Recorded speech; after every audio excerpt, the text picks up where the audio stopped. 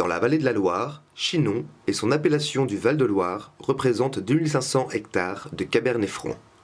On retrouve les premières traces de ce cépage en 1152 à l'abbaye de Bourgueil.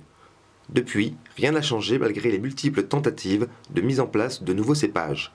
Le Cabernet Franc règne en maître dans cette prestigieuse appellation Chinon.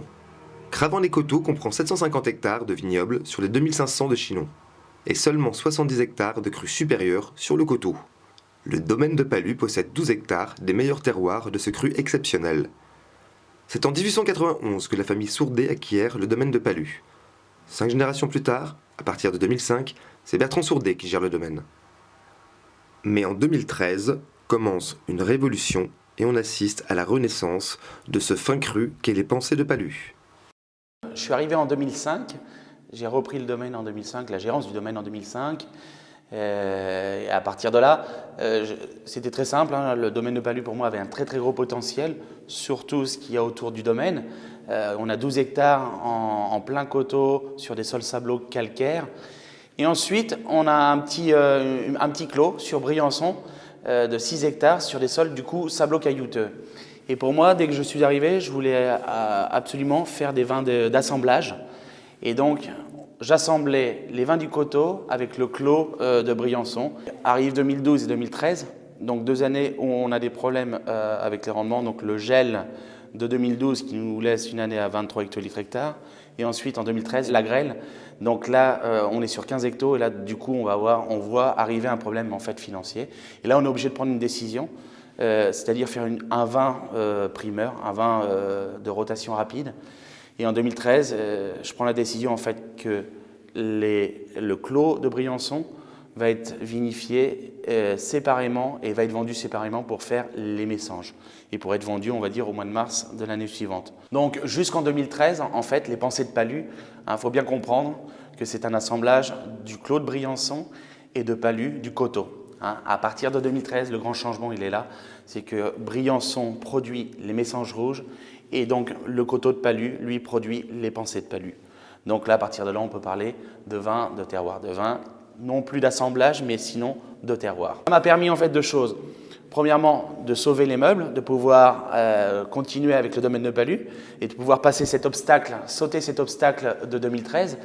Et puis deuxièmement, ça m'a permis surtout en fait de raffermir et de remonter le niveau des Pensées de Palu. J'arrivais aussi finalement avec aujourd'hui je le vois avec le recul, mais finalement on s'aperçoit qu'avec les vins d'assemblage, j'arrivais un petit peu au top de ce que au maximum de ce que je peux produire comme qualité. Depuis que l'on produit les Pensées seulement sur le coteau, on voit vraiment là, du coup, une fois de plus, une progression qui a été incroyable. Je pense que ça nous a fait gagner sur tous les points de vue. Moi, je suis beaucoup plus à l'aise parce que la partie assemblage aussi, pour moi, était un petit peu ambiguë. C'était quelque chose d'un petit peu abstrait.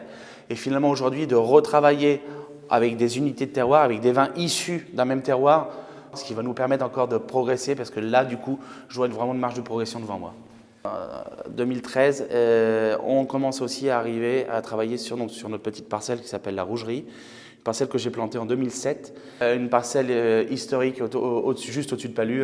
C'est un bloc de 3 hectares. Moi, j'ai replanté 33 arbres exactement sur la partie la plus argileuse de la parcelle, qui a une particularité, c'est-à-dire que la Rougerie, on travaille avec des vignes qui sont plantées très serrées. On a une densité de plantation de 7800 pieds par hectare, alors que la densité de plantation commune sur l'appellation est de 4500 cep.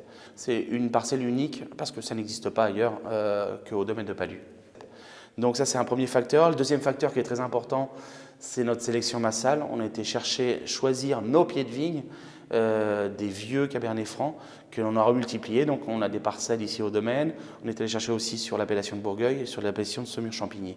Donc ce qui fait qu'on va avoir un matériel végétal bien propre et surtout ancien. Donc on va dire particulier. C'est plus des clones.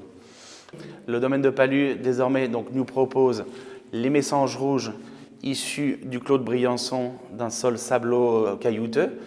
Un vin beaucoup plus vertical, très pimpant, très jeune, très frais, très dynamique. Les Pensées de Palu, qui elles donc viennent du coteau, désormais seulement et uniquement du coteau de Palu, donc sur des sols sablo-calcaires et des vins qui sont maintenant aussi élevés en fût bourguignonne, à peu près 75%. Le reste, c'est des barriques de 600 litres.